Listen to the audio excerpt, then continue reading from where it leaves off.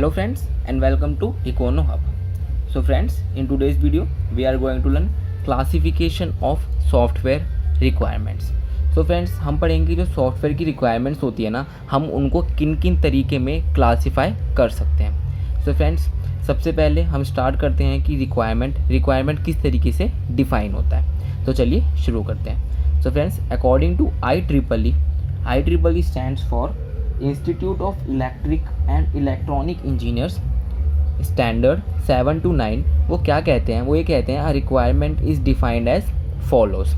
क्या उनकी पहली कंडीशन क्या है कि फ्रेंड्स, जो कंडीशन हमारे पास या कोई भी कंडीशन या कैपेबिलिटी हो जो हमारे यूज़र को नीड हो, किस लिए? टू सॉल्व अ प्रॉब्लम या तो फिर to achieve an objective.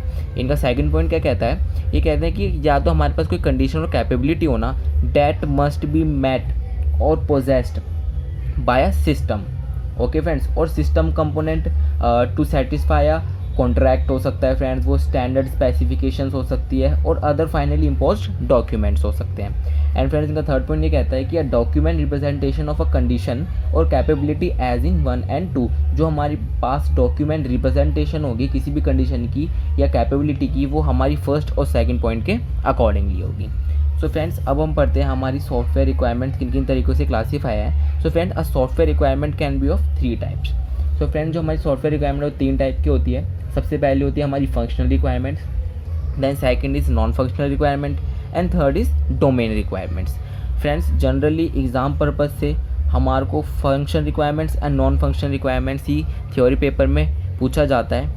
So friends, start करते हैं. सबसे पहले हम पढ़ते हैं functional requirements. So friends, functional requirements is a general वे. आप ऐसे समझ सकते हैं कि अगर आप एक यूज़र हैं, एंड यूज़र्स हैं, और आप एक कंपनी से कुछ रिक्वायर करते हैं कि हाँ, मुझे इस सॉफ्टवेयर में इन चीज़ों की या इन रिक्वायरमेंट्स की ज़रूरत है. सो आप अपने अकॉर्डिंगली अपने फंक्शन को डिफ़ाइन कर सकते हैं किसी भी डेवलपर को कि इन फंक्शंस की मुझे ज़रूरत है, तो आप ये इम्प्लीमेंट करिए. सो फ्रेंड्स, फंक्शनल रिक्वायरमेंट क्या कहता है ना, ये वो रिक्वायरमेंट्स हैं that end user specially demand at the basic functionality. End users यानी हम डिमांड करते हैं बेसिक फंक्शनैलिटी के तौर पे सिस्टम से कि वो हमें ये चीज़ें ऑफ़र करें. सो फ्रेंड्स, जो ये all these functionalities need to be necessary incorporated into the system as a part of a contract.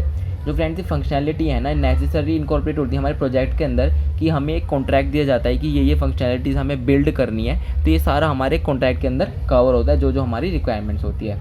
Friends, ये जो रिप्रेजेंटेड होता है और इसको स्टेटेड होता है, इसको हम in the form of input given to the system से तरीके से इसको रिप्रेजेंट कर सकते हैं. और जो इसका ऑपरेशन परफॉर्म्ड होगा ना फ्रेंड्स, वो हमारा आउटपुट होगा जो हम एक्सपेक्ट कर सकते हैं. फॉर एग्जांपल फ्रेंड्स, अगर आप कोई भी software as a general business purpose से या एज अ जनरल अगर आप एक स्टूडेंट पर्पज़ से किसी भी कंपनी को हायर करते हैं कि मुझे इन फंक्शनैलिटी की ज़रूरत है, तो फ्रेंड्स आप उनको एक इनपुट देंगे कि हाँ, मुझे ये फंक्शनैलिटीज़ अपने सॉफ्टवेयर के अंदर चाहिए.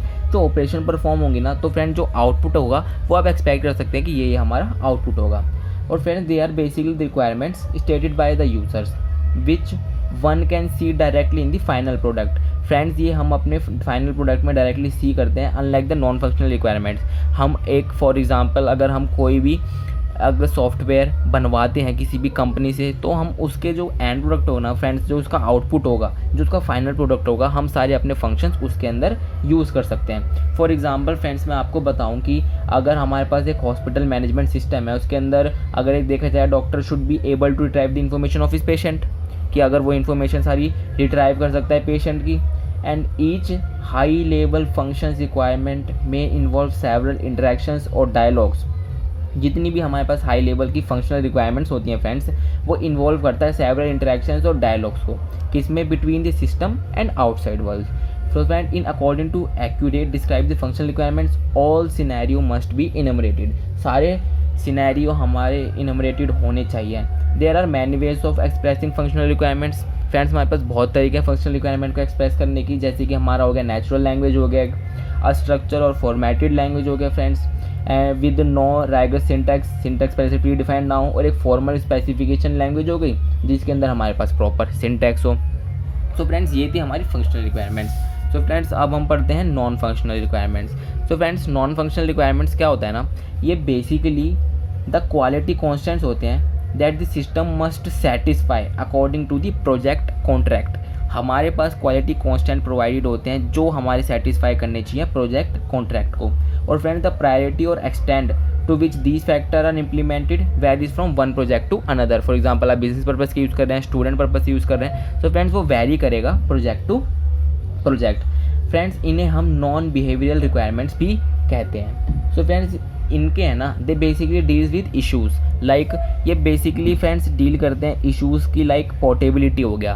पोर्टेबिलिटी मीन्स फ्रेंड्स की सॉफ्टवेयर को हम एक जगह से दूसरी जगह इंप्लीमेंट कर सकें। एज एग्जांपल फ्रेंड्स आप लैपटॉप लेते हैं तो लैपटॉप इज़ वेरी पोर्टेबल, आप उसको कहीं पे भी ले जाके यूज़ कर सकते हैं। तो फ्रेंड्स ये पोर्टेबिलिटी इनके अंदर मेन इशू होता है। Then second is friend security.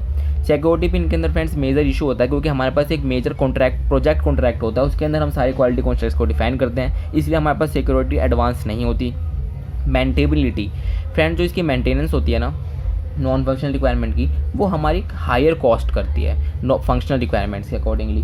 Then friends reliability की, हम उस सॉफ्टवेयर को कैसे किस तरीके से कहाँ पे यूज़ कर सकते हैं, कितना रिलायबल है, स्केलेबिलिटी किन किन तरीक़ों से यूज़ हो सकता है। एंड फ्रेंड्स हमारी हो गई इसकी परफॉर्मेंस भी हो सकती है कि कितना तेज इंप्लीमेंट हो रहा है। इसकी फ्रेंड्स यूजेबिलिटी हो गई, इसकी फ्रेंड्स फ्लेक्सिबिलिटी हो गई। ये फ्रेंड्स कुछ इसके इशूज़ हैं जो हमारे नॉन फंक्शनल रिक्वायरमेंट्स के अंदर होते हैं। So friends NFRs classified into, जो फ्रेंड जो NFR पॉजिटिव S है ना फ्रेंड, इसको हम नॉन फंक्शनल रिक्वायरमेंट्स कहते हैं। फ्रेंड्स जनरली ये पेपर के अंदर एब्रीवेटेड दिया होता है कि what is the full form of NFRs, तो ये नॉन फंक्शनल रिक्वायरमेंट है फ्रेंड ये कुछ क्लासीफाई होता है किन्हीं तरीक़ों से, जो कि हैं एक इंटरफेस कांस्टेंट, इसको हम इंटरफेस कांस्टेंट के ज़रिए भी क्लासीफाई कर सकते हैं। एक होता है हमारा परफॉर्मेंस कांस्टेंट। सो फ्रेंड्स जो परफॉर्मेंस कांस्टेंट होता है ना, उनको आप ऐसे समझ सकते हैं कि जो हमारा रिस्पॉन्स टाइम है किसी भी सॉफ्टवेयर का, जो हमारी सिक्योरिटी है, हमारी स्टोरेज स्पेस है, et cetera. Operating constant. And then friend अगला है हमारा life cycle constant. Life cycle constant आप फ्रेंड ऐसे समझ सकते हैं कि किसी की मेंटेबिलिटी, उसकी portability, et cetera. And then economic constant. So friend तो process of specific non functional requirement है ना, वो क्या रिक्वायर करती है कि knowledge of functionality of the system को रिक्वायर करती है, और एक as well as the knowledge of the context को भी वो रिक्वायर करती है friends, within which the system will operate, कि क्या क्या रिक्वायरमेंट्स है जिसके अंदर हमारा सिस्टम ऑपरेट हो रहा है। सो फ्रेंड्स अगला है हमारा domain requirements. So friends domain requirement क्या होता है? Domain requirements are the requirements which are characteristic of a particular category और डोमेन ऑफ अ प्रोजेक्ट। एक पर्टिकुलर कैटेगरी को ही ये अप्रोच करता है कि हमें किस कैटेगरी, किस डोमेन की ज़रूरत है। सो फ्रेंड्स इसका बेसिक फंक्शन क्या होता है? Data system of a specific domain must necessarily exhibit come under this category. जो हमारा पर्टिकुलर सिस्टम है जो स्पेसिफाई करता है पर्टिकुलर डोमेन को, फ्रेंड्स पर्टिकुलर डोमेन को वो नेसेसरली एग्जिबिट करेगा under this category. For instance friend आप ऐसे समझ सकते हैं कि in an academic software the date maintains record of a school और अ कॉलेज, की एक अकेडमिक कैलेंडर या अकेडमिक प्लानर जो है स्कूल रिकॉर्ड का मेंटेन करता है, कॉलेजेस को मेंटेन करता है। और फ्रेंड्स की फंक्शनलिटी क्या होती है? The functionality of being able to access the list of faculty, हमें फैकल्टी की सारी लिस्ट प्रोवाइड करता है वो record. And list of student of each grade is domain requirement. Friends हर एक स्टूडेंट की जो लिस्ट है हम उसको पर्टिकुलरली डोमेन में रिक्वायर करते हैं, क्योंकि फ्रेंड्स हम उसको अपनी नीड के अकॉर्डिंगली डिज़ाइन करते हैं। सो फ्रेंड्स जो ये रिक्वायरमेंट्स है ना, इनको हम आइडेंटिफाई करते हैं डोमेन मॉडल से। ये फ्रेंड्स यूज़र स्पेसिफिक नहीं होती, हम इनको डोमेन मॉडल से स्पेसिफाई करते हैं। ये वर्ड फ्रेंड्स याद रखिएगा, these requirements are therefore identified from that domain models and are not user specific. Friends ये यूज़र स्पेसिफिक नहीं होती। सो फ्रेंड्स ये था हमारा सॉफ्टवेयर रिक्वायरमेंट्स। तो आपको मैं एक बार जल्दी ओवरव्यू दे देता हूँ कि फ्रेंड्स हमने IEEE स्टैंडर्ड कहता है कि ये रिक्वायरमेंट्स है कि कोई भी कंडीशन है वो यूज़र को किस तरीके से सॉल्व करती है, उसको कहाँ हम यूज़ कर सकते हैं, उनकी डॉक्यूमेंटेशन कहाँ होती है। और फ्रेंड्स सॉफ्टवेयर रिक्वायरमेंट हमारा 3 तरीके से क्लासीफाई होता है, जैसे मैंने आपको समझाया। फंक्शनल रिक्वायरमेंट जहाँ पे हमारे पास यूज़र के एक फंक्शन प्रोवाइड करते हैं, फॉर एग्जाम्पल एंड यूज़र्स, हम कि हमें अपने सॉफ्टवेयर में सिस्टम में ये सिस्टम ऑफर होना चाहिए, ये ऑफर्स होने चाहिए। अगला है फ्रेंड्स हमारा non functional requirements. Non functional requirement के अंदर फ्रेंड्स हमारे पास क्वालिटी कॉन्स्टेंट्स होते हैं जो सिस्टम को सेटिस्फाई करते हैं, अकॉर्डिंगली हमारे प्रोजेक्ट कॉन्ट्रैक्ट होता है। और फ्रेंड्स हमने इसके कुछ इश्यूज़ पढ़े कि इसके अंदर क्या क्या इश्यूज़ होते हैं, और हमने फिर पढ़ा कि NFRs हमारा किस किस तरीक़े से क्लासीफाइड होता है। दैन फ्रेंड्स हमारा डोमेन रिक्वायरमेंट की पर्टिकुलरली हमें किस चीज़ों के लिए कहाँ पे यूज़ करना है। फॉर एग्जाम्पल अगर आप पुलिस स्टेशन के लिए लिखेंगे, आप हॉस्पिटल्स के लिए लिख लेंगे, तो अलग अलग डोमेन्स होते हैं कि अलग अलग यूजेज के अनुसार।